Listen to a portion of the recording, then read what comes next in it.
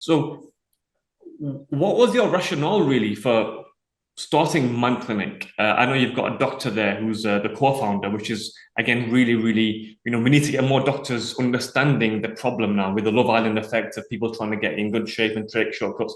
What was your rationale, or what was the gap in the market, let's say, when you started Man Clinic?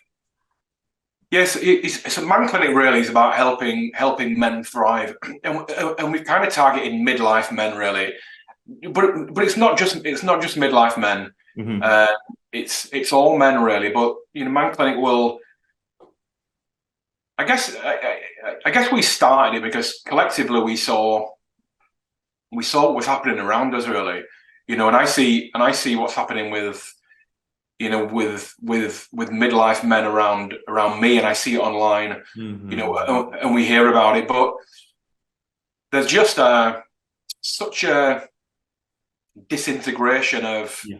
health and wellness and well-being once men get to a certain age, and it's again we can't really have the good faith in culture and society. We can't have the good faith conversation about that. It's Hmm. men get into trouble when they reach 40, or it's just a midlife crisis. You know, get over it. Yeah. Yeah. Yeah. Sort yourself out. But we can't have it both ways, really. We can't be asking men to talk, and then we can't be asking men to sort themselves out when they get in trouble. Yeah. And I saw this real shortfall between reality and society really. And society, we see these half-hearted marketing campaigns trying to get men to talk, and they often come from brands who are predominantly in the female space, and they kind of do these things to throw men a bone really. And we see it all the time on social media, people hashtagging um various kind of statements and throwaway hashtags around getting men to talk. But men's mental health is so Deeper. much it's so much more than Yeah. getting men to talk. I wrote something about it Okay. the other day. It's and the whole kind of, and you've probably got a closer insight to this than I really. But the therapy led industry is so appears to be so predisposed to female behavioral traits that it just seems to be almost not fit for purpose for men. And there's a lot of Yeah. work going on now with the Center for Male Psychology, Hmm. doing lots of stuff around just what's happening, when men go into the therapy space, Exactly. and it seems to be that and there's insights coming out of there about what men need Yeah.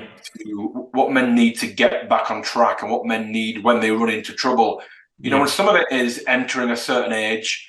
There's some great books on midlife and midlife transitional, and transitioning Mhm. from young adulthood through midlife into middle adulthood. And a lot of men just don't understand what happens Yeah. in that time. And I think that's a conversation that the older men need to pass down to younger men, but society is not accepting of that conversation.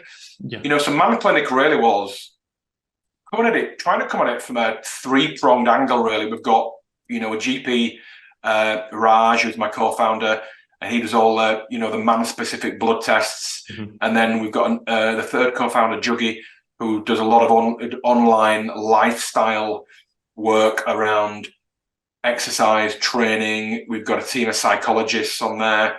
We've got sleep experts, nutritionists, PTs, and then there's me really, who's coming at it more from a philosophical and Mm. from a kind of an advocacy point of view. Really, as a guy who's 47 and who's gone through the first mountain of life, if you like, climbing that kind of dopamine led striving masculinity that is so innate in men. It's so needed. It's so normal in men yet has been, well, it's been classed as tyrannical. Yes.